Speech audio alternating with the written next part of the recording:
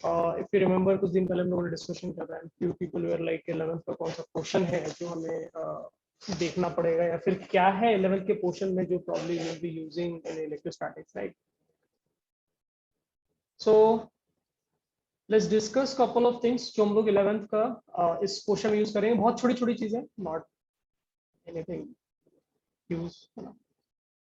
तो एक तो आपका ये हो गया एक कॉन्सेप्ट जो न्यूटन्स थर्ड लॉ में आपने पढ़ा होगा ना। न्यूटन्स थर्ड लॉ में क्या है आपका, एक्शन रिएक्शन पेयर आपने पढ़ा होगा, राइट? एक्शन रिएक्शन पेयर याद आ रहा है किसी को? एनीवन? बस क्या एक्शन रिएक्शन पेयर में क्या क्या चीजें होती थी? एक तो आपका, किसी को याद है तो बता दो ना, that will be easier for me, है ना, क्योंकि मैं भूल गया। ठीक है, क्या क्या होता है एक्शन रिएक्शन पेयर में?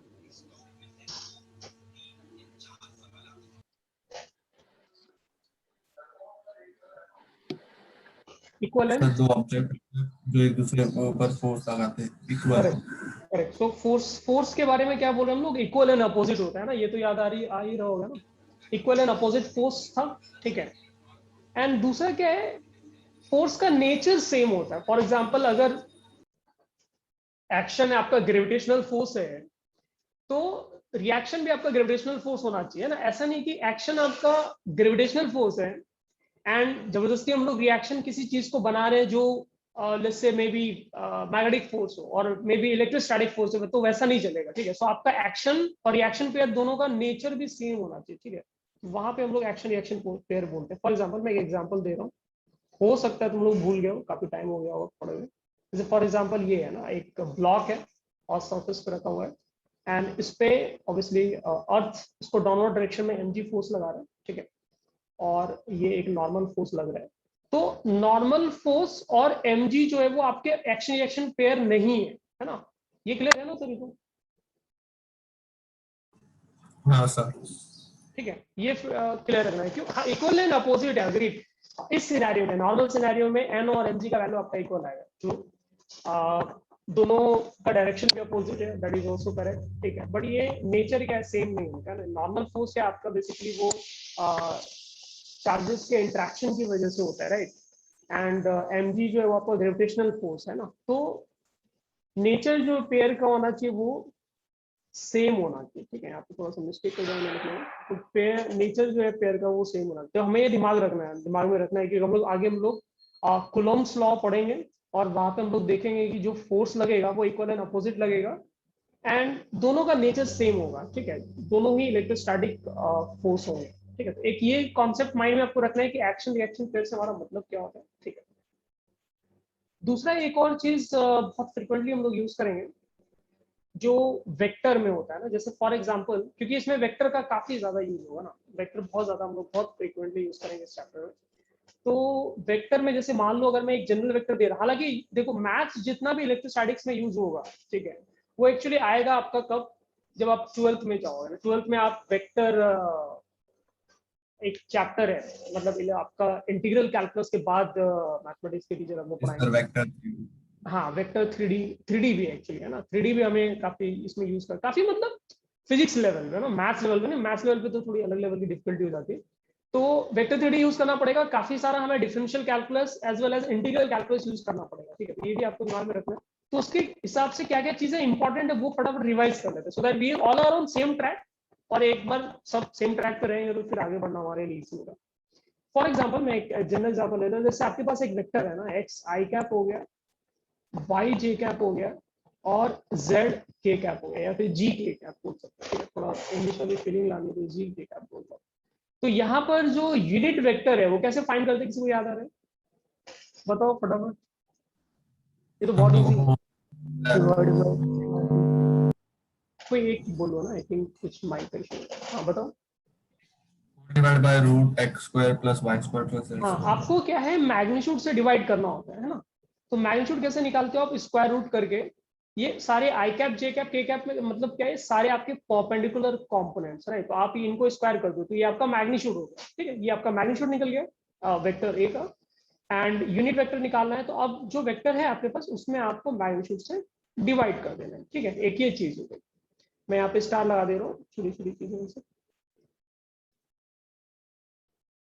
एक और चीज हम लोग बहुत फ्रीक्वेंटली इसमें यूज करते हैं, दैट इज पोजीशन वेक्टर, क्योंकि बार बार आपको है ना इतना वेक्टर से आपने डील नहीं किया होगा जितना आप इलेक्ट्रोस्टैटिक चैप्टर में एक्चुअली डील करोगे। आपको बार बार एक पॉइंट से दूसरे पॉइंट के डायरेक्शन में फोर्स लग रहा है, या फिर उधर पॉइंट से पहले वाले पॉइंट पे क्या डायरेक्शन में फोर्स लग रहा है, एक चार्ज पे मल्टीपल चार्जेस की वजह से क्या फोर्स लग रहा है, सबको आपको वेक्टर फॉर्म में लिखना पड़ेगा। जब तक वेक्टर फॉर्म में आप लिखोगे नहीं, आप कंबाइन करके सारे फोर्सेस का इफेक्ट नहीं देख पाओगे, which is something very common in both electrostatics as well as gravitation chapter. और मैंने आपको अगर अभी तक नहीं बताया तो मैं फिर से बता दे रहा हूँ, ग्रेविटेशन चैप्टर किसी ने पूछा भी था ग्रुप में कि हम लोग इतने कम लेक्चर्स में ग्रेविटेशन चैप्टर क्यों कंप्लीट कर रहे हैं। उसका रीजन ये है कि हम लोग बहुत ज्यादा लेक्चर्स में इलेक्ट्रोस्टैटिक्स कंप्लीट करेंगे, ठीक है। इनफैक्ट जितना लेक्चर्स मैंने लिखा उससे थोड़े ज्यादा ही लेक्चर्स हम लोग इलेक्ट्रोस्टैटिक्स कंप्लीट करेंगे। तो उसका ध्यान रखना, इलेक्ट्रोस्टैटिक्स बहुत अच्छे से समझना है, सारा स्टेप क्लियर करके रखना है, सो दैट आप ग्रेविटेशन में जस्ट कॉन्सेप्ट रिप्लेस करके, चार्ज की जगह मास रिप्लेस करके, थोड़ा सा माइनर मॉडिफिकेशन इन डायरेक्शन करके आप फटाफट रिजल्ट कंक्लूड कर सकते हैं। एक्चुअली वही तरीका है। सो ये डिपेंड करता है कौन से सिलेबस से पढ़ना। लाइक जो बच्चे सीबीएसई या फिर आईसीएसई बोर्ड के अकॉर्डिंग पढ़ते हैं, उनका क्या है कि वो ग्रेविटेशन पहले पढ़ते हैं, ठीक है, और ग्रेविटेशन को बहुत डिटेल में पढ़ते हैं, तो फिर इलेक्ट्रोस्टैटिक्स पढ़ना उनके लिए इजी होता है, ठीक है। हमारे लिए क्या उल्टा है, हम लोग इलेक्ट्रोस्टैटिक्स काफी डिटेल में पढ़ेंगे, उससे हमें ग्रेविटेशन पढ़ना इजी पड़ेगा, ठीक है। Okay, so second third point is position vector, ठीक है, इसका भी हम लोग बहुत फ्रीक्वेंटली यूज करते हैं, पोजीशन वेक्टर, ठीक है। पोजीशन वेक्टर का मतलब होता है कि आप जैसे मान लो ये एक्स और वाई एक्सिस मैंने बनाया है, ठीक है, और आपका यहाँ पर कोई पॉइंट है फॉर एग्जाम्पल, और मुझे ये वेक्टर को बनाना है, ठीक है, तो मैं इसको पोजीशन वेक्टर बोलूंगा, ठीक है। This is O A will be called position vector of A, ठीक है। ऊपर ही लिख देते हैं ना, थोड़ा शॉर्ट हो जाएगा, पोजीशन वेक्टर ऑफ ए, ठीक है। अब ये कुछ भी हो सकता है ना, it can be like 2i cap plus 3j cap, 3D में भी डाल सकते हो, 3D में भी सेम कॉन्सेप्ट अप्लाई होगा, हम लोग काफी यूज भी करते हैं। सिमिलरली मान लो अगर आपको एक और, मैं इसमें एग्जांपल ऐड कर रहा हूँ, यहाँ पर नीचे ऐड कर देता हूँ, स्पेस कर देता हूँ, नीचे ऐड कर दे रहा हूँ।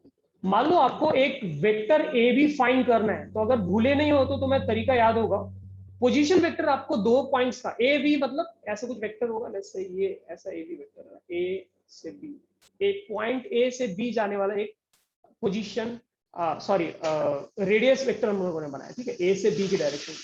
तो ए बी वेक्टर अगर आपको फाइंड करना है तो कैसे निकालते हैं, किसी को याद है, एनीवन? लेट्स से कितना याद है, तो बहुत सिंपल सिंपल चीज है ना, ये भूलेंगे तो फिर इनके साढ़े से गड़बड़ हो जाएगा। किसी को याद आ रहा है कैसे करते हैं, ओ कैसे बी लिखते माइनस हैं? O A. Yes yes yes yes, O B minus O A, है ना। तो ये दिमाग में रखना होता है आपको कि जो इनिशियल वाला है, मैंने ऐसे रटता हुआ ना, बचपन से मैं ऐसे रटते हैं उसको, ये जो इनिशियल वाला है ना, वो आपको बेसिकली सब्ट्रैक्ट करना होता है, ठीक है। आपको जैसे अच्छा लगे वैसे रट सकते हो ना, ये तो आपका प्रॉब्लम है, मेरा प्रॉब्लम नहीं है। बट अब इस पे स्क्रीन पे जगह नहीं होती ना, इसको फटाफट नोट करो, सो दैट फिर मैं आगे का आपको और क्या क्या हम लोग यूज करेंगे वो बता सकूँ। इसको नोट करो फटाफट, ठीक है, fast.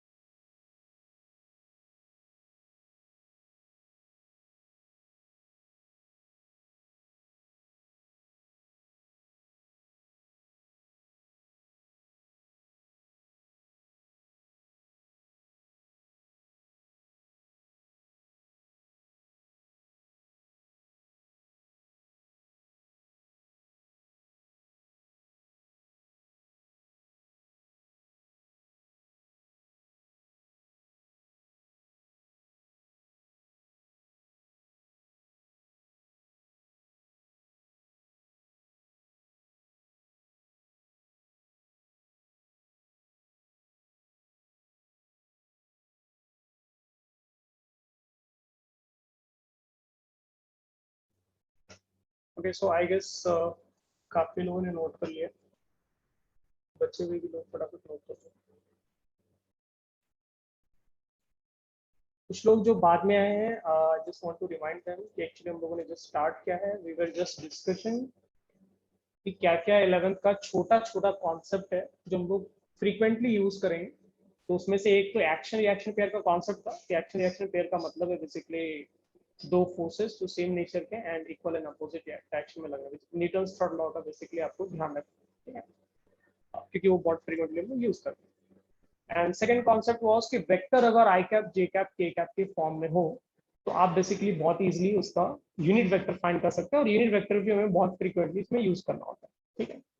Third point was position vector का मतलब है बेसिकली आप एक गिवन रेफरेंस फ्रेम है, मतलब आपने एक रेफरेंस कुछ बनाया है, वहां से तो वहां के ओरिजिन के कंपैरिजन में आपका पॉइंट कहां पर है ना, मतलब पोजीशन क्या है उस पॉइंट का वेक्टर फॉर्म में I cap j cap k form में that was our position vector हो गए।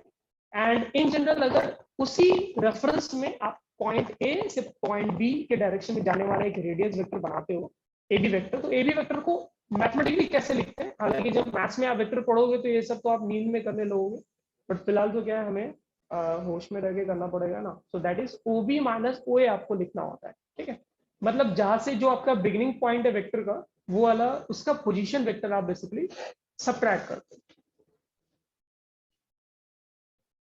सो ये वाला पार्ट तो क्लियर था।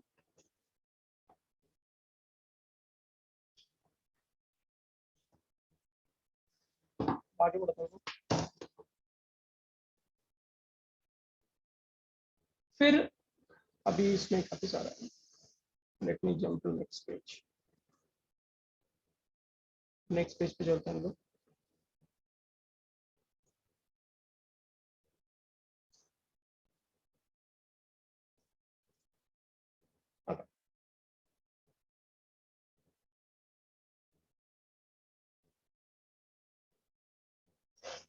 नेक्स्ट पॉइंट में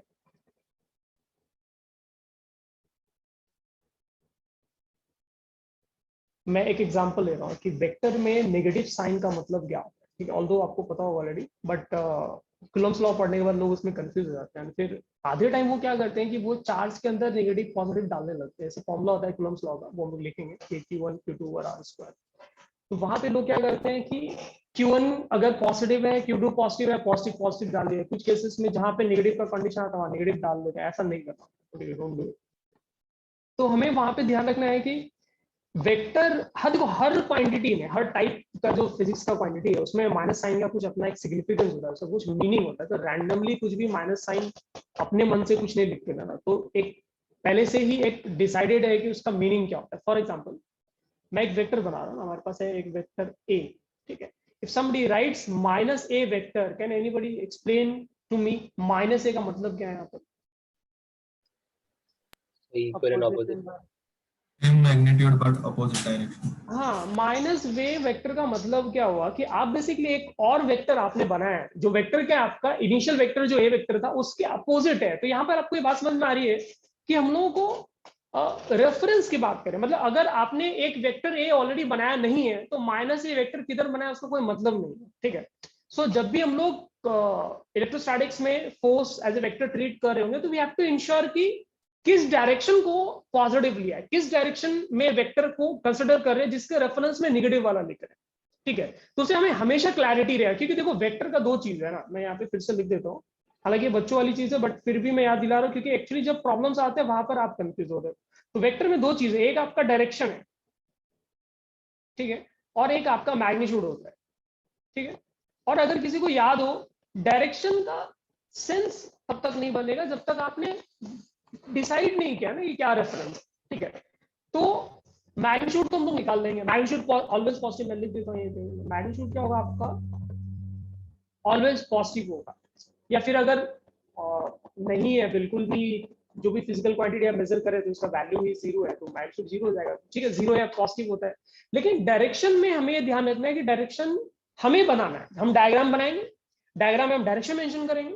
अगर डायरेक्शन एक्स एक्सिस के लॉन्ग है, वाई एक्सिस के लॉन्ग है, जी एक्सिस के लॉन्ग है, मेरा मतलब स्क्रीन के बाहर है, अगर डायरेक्शन अपना फिक्स है, अपने पहले से ही एक रेफरेंस फिक्स किया है, तो उसके अकॉर्डिंग नेगेटिव लिखा तो समझ में आता है कि किस डायरेक्शन नेगेटिव जा रहा है। अदरवाइज क्या है, हम जिस डायरेक्शन में एरो बनाएंगे, जिस डायरेक्शन वेक्टर दिखाएंगे, उसके अपोजिट को हम लोग नेगेटिव लेंगे। एंड वो कुछ भी हो सकता है ना, वो हो सकता है कि मैं रैंडमली किसी भी, जैसे मैंने ऊपर डायग्राम में बनाया, एग्जैक्टली हॉरिजॉन्टल तो वेक्टर है नहीं, कुछ रैंडम ऐसे इंक्लाइंड है at some angle to horizontal, उसको मैंने पॉजिटिव कंसीडर किया, तो दूसरा वाला वेक्टर जो उसके अपोजिट बनाऊंगा वो -a वेक्टर हो जाएगा। ठीक है, तो इस चीज का ध्यान रखना है। आंख बंद करके हमें, वो जब भी हम लोग वेक्टर से डील करेंगे, जो मेरा तरीका डील करना, जब भी आप वेक्टर से डील करोगे, मैग्नीट्यूड आप लिखोगे एंड डायरेक्शन आप डायग्राम पे क्लियर बनाओगे, और उस डायरेक्शन के अकॉर्डिंग, उस डायरेक्शन के को बेसिस में लेते हम लोग नेगेटिव किसी चीज का डिसाइड करेंगे। ठीक है, ऐसा नहीं कि आंख बंद करके फोर्स में ही लिख दिया ना, फोर्स में ही माइनस डाल डाल के लिख रहे हैं, पूरा कॉन्सेप्ट का कचरा हो जाएगा। ठीक है, so let's not do that. वो मेरे लिए बहुत डिफिकल्ट चीज होती है एक्सेप्ट करना बाद में। ठीक है, तो ये हो गया आपका। अब काफी बार क्या होता है, इलेक्ट्रोस्टैटिक्स हम लोग बार बार ऐसे फोर्स, एक ही चार्ज पे मल्टीपल फोर्सेस बनाते हैं। जैसे फॉर एग्जांपल मैंने यहाँ पे 2 फोर्स बनाया इस तरह से। ठीक है, और हमें एक विजुअल क्लैरिटी चाहिए होता है। ठीक है, मैग्नीट्यूड तो निकालोगे, मैग्नीट्यूड का फॉर्मूला भी होगा और मैं तुम लोगों से पूछूंगा, तुम लोग बता भी पाओगे इसको। ठीक है, मैग्नीट्यूड निकालेंगे, बट एक विजुअल क्लैरिटी चाहिए होता है कि फोर्स किस डायरेक्शन लग रहा है, बिकॉज उसके बेस काफी सारे क्वेश्चन कॉन्सेप्चुअल भी होते हैं ना। तो विजुअल क्लैरिटी के लिए किसी को याद आ रहा है क्या मेथड होता है वेक्टर बनाने का, अगर इस दोनों का रिजल्टेंट मुझे निकालना है तो? Triangles law. हाँ, ट्रायंगल लॉ यूज कर सकते हैं, लेकिन ट्रायंगल लॉ की सब प्रॉब्लम क्या है कि वो जैसा रिजल्टेंट देता है, उस रिजल्टेंट में हमें डायग्राम में ही फीलिंग नहीं आती है। ठीक है, डायग्राम में हमें फीलिंग कब आती है, जब दोनों जो रिजल्टेंट वेक्टर है उसका भी स्टार्टिंग पॉइंट क्या हो, सेम हो जो बाकी अदर वेक्टर्स का है। ठीक है, सो कौन सा यूज करेंगे हम लोग? पैरेललोग्राम लॉ बहुत फ्रीक्वेंटली यूज करेंगे। तो जैसे इन दोनों वेक्टर का मुझे फीलिंग लेना है कि किधर रिजल्टेंट आएगा, एक रफ आइडिया, और ये रफ आइडिया बहुत जरूरी हो जाता है इलेक्ट्रोस्टैटिक्स में। ठीक है, तो ये आपका रिजल्टेंट वेक्टर हो गया। So maybe will write it as R, depending on, ये वेक्टर ए हो गया और आपके पास एक वेक्टर बी हो गया। ठीक है, किसी को अगर रिजल्टेंट वेक्टर का मैग्नीट्यूड चाहिए, जो हमें भी काफी बार बहुत फ्रीक्वेंटली चाहिए होगा, तो क्या लिखोगे रिजल्टेंट वेक्टर का मैग्नीट्यूड? बताओ, सिर्फ मैग्नीट्यूड की बात करोगे फटाफट। अज्यूमिंग की एंगल थीटा है, मान लो ये एंगल थीटा गिवन है, वेक्टर ए और वेक्टर बी के बीच में एंगल थीटा गिवन है, क्या लिखोगे? Anyone? a square plus b square minus 2ab cos theta. अरे No, minus plus 2ab cos theta. ठीक है, अब इसमें कुछ लोग क्या करते हैं, आई डोंट नो, मतलब for some reason a minus b vector का मैग्नीट्यूड लिखेंगे और फिर यहाँ पे प्लस की जगह वो लोग माइनस लिखते हैं। ठीक है, हमारे पास इतना पेशेंस बिल्कुल नहीं, हम लोग एक ही फॉर्मूला यूज करेंगे ना। देखो फॉर्मूला से क्या, मुझे बहुत नफरत है, उसका एक रीजन है कि फॉर्मूला मुझे याद नहीं रहता, मेजॉरिटी फॉर्मूलेस मुझे याद नहीं रहता। ठीक है, तो ये रिजल्टेंट का हम लोग एक ही फॉर्मूला यूज करेंगे, that is a square plus b square plus 2ab cos theta, और ये भी क्या है, बहुत सिंपल ट्रिग्नोमेट्री से आता है, therefore we are using it. ठीक है, तो a माइनस बी वेक्टर भी रहेगा तो हम लोग यहीं पे फिट करेंगे, थीटा उसके अकॉर्डिंग लिखेंगे, जो भी डायग्राम बनेगा उसके अकॉर्डिंग विल फाइंड थीटा क्या है, और वो थीटा हम लोग यूज करेंगे। बट फॉर्मूला ये एक यूज करेंगे, 17 फॉर्मूला हम लोग नहीं यूज करने वाले। ठीक है, क्योंकि पेशेंस की बहुत कमी है। तो ये आपका रिजल्टेंट वेक्टर का मैग्नीट्यूड हो गया। ठीक है, I wanted to add one more thing.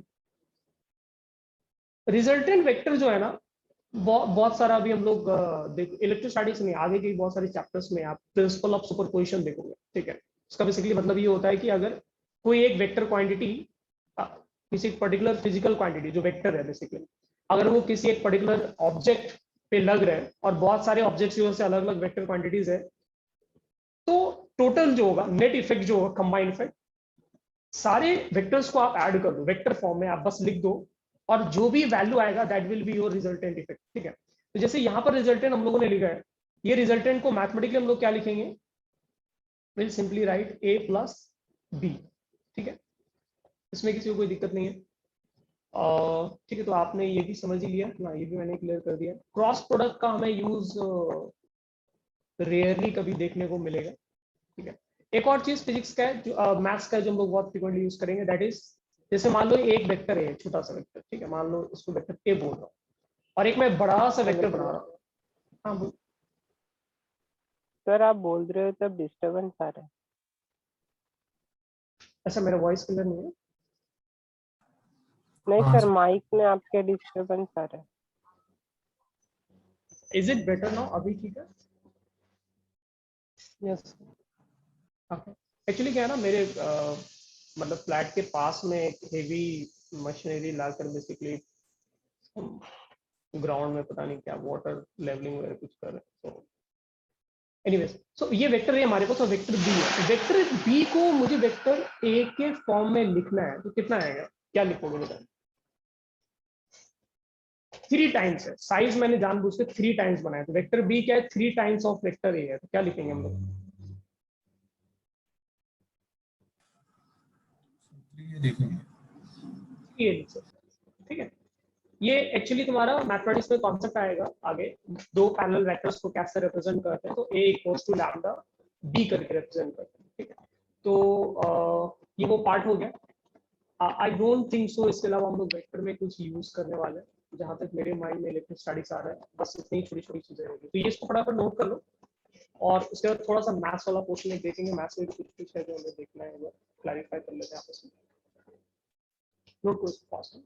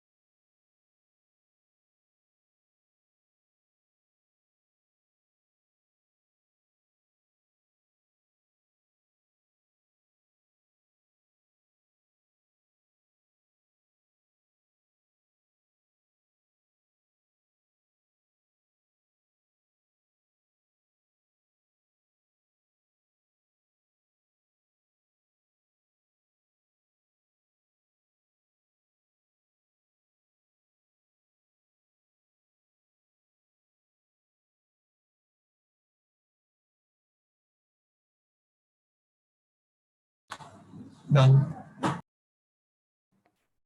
Okay, awesome. So I guess हमने नोट कर लिया।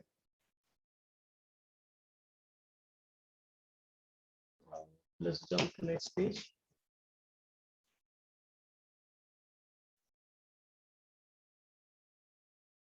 Yeah. तो ये तो हम लोग 11th की फिजिक्स की बात कर रहे थे, अब हम लोग मैथ्स की बात करेंगे। और मैथ्स में काफी भर भर के यूज करना होता है, सो ये मैं स्किप नहीं कर सकता हूँ, तो ये हमें देखना ही पड़ेगा, ठीक है। मैथ्स की बात करते हैं। मैथ्स में लेट्स स्टार्ट विथ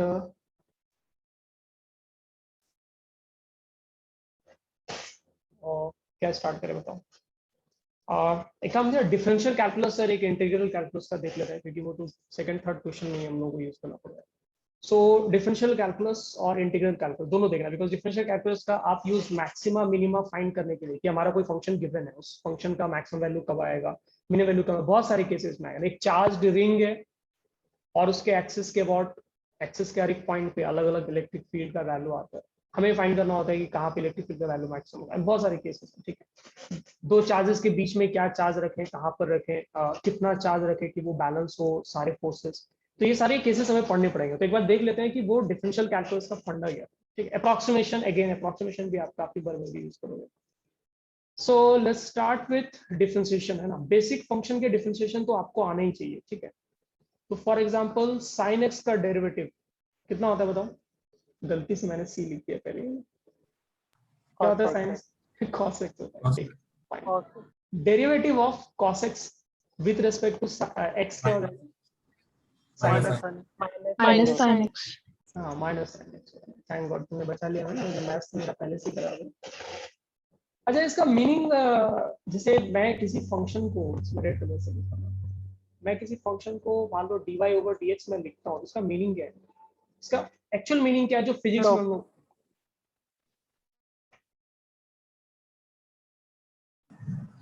स्लोप। या स्लोप भी आप बोल सकते हो कि आप यूज करोगे, क्योंकि स्लोप ग्राफ आपको बहुत सारे मिलेंगे इलेक्ट्रोस्टैटिक्स में. सो स्लोप ऑफ y कर्व है ना, और may be you can simply write curve, ठीक है, जिसमें एक्स एक्सिस और वाई एक्सिस पे जो आपने कर्व ड्रॉ किया. एक और इसका मीनिंग जो हमें बहुत फ्रीक्वेंटली फिजिक्स के पर्सपेक्टिव से यूज करना पड़ेगा, इसका एक और मीनिंग होता है. Anyone? Rate of y with respect to x. हाँ, आप इसको ऐसे पढ़ोगे कि किस रेट से, ये बहुत सिंपल है ना, मतलब मैथ्स का ये डेफिनेशन है, बट फिजिक्स में ऐसे ही हमें समझना होगा. सो बेसिकली आप ये लिखना चाह रहे हो कि rate of change of y, कितना फास्ट वाई चेंज हो रहा है. WRT मतलब विद रिस्पेक्ट टू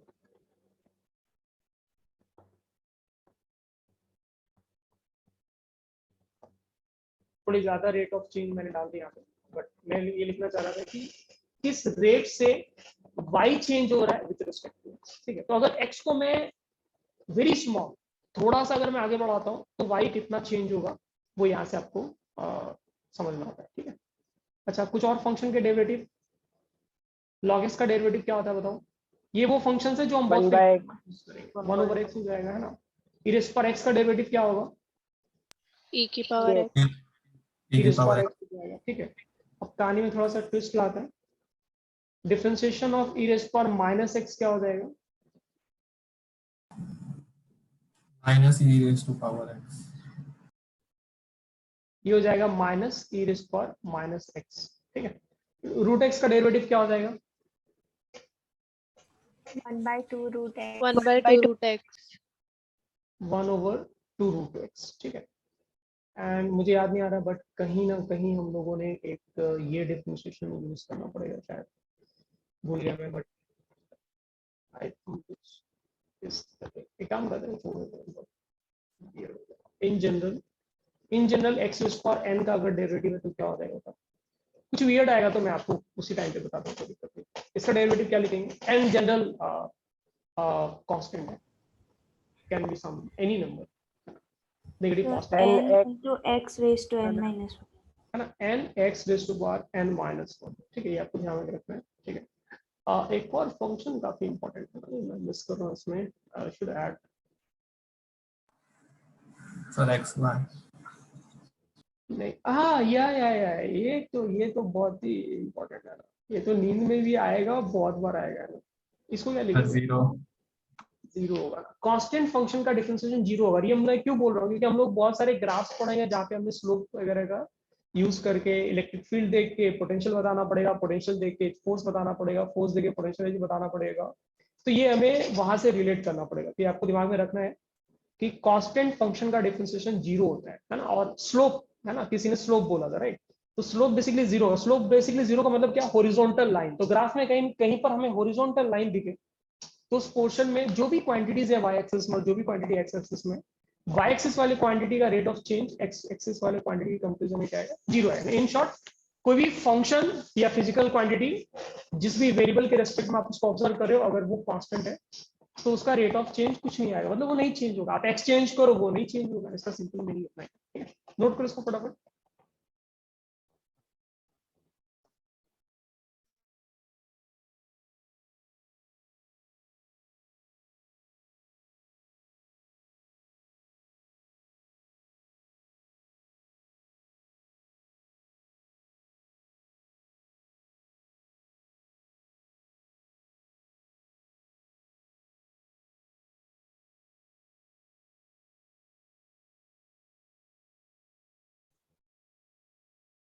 अच्छा, एक काम करते हैं, क्योंकि मीटिंग का टाइम ऑलमोस्ट ओवर हो गया है. ठीक है.